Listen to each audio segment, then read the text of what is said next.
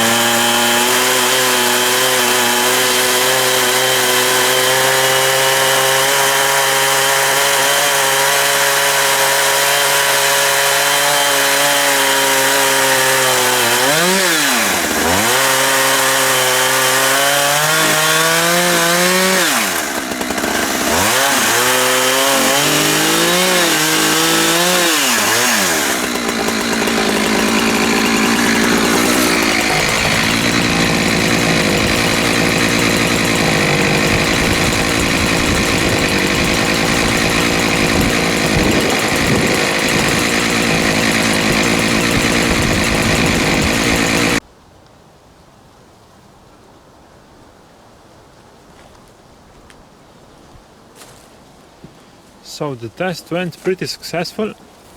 This is Sephora wood. It's been sitting around for about a year already. So you can see that there's some wormholes. And otherwise it's got a really great structure and texture, and the color also. I made a bit of an edge here. You see, that's when I've got the mill out.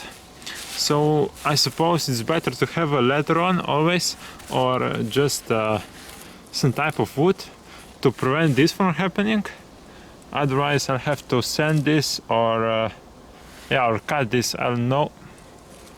So let's check the other side. You can see these gnarls in here.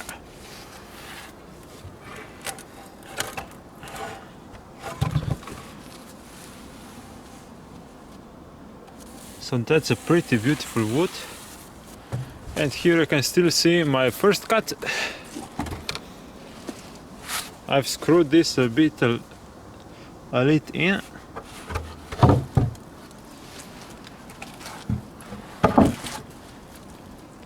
So that's basically just junk, a bit of little piece here, but otherwise that's been just a test cut, so I'm pretty satisfied with it. So thanks for watching today's video, and of course if you liked it, I hope you'll subscribe to the channel to see more videos like this.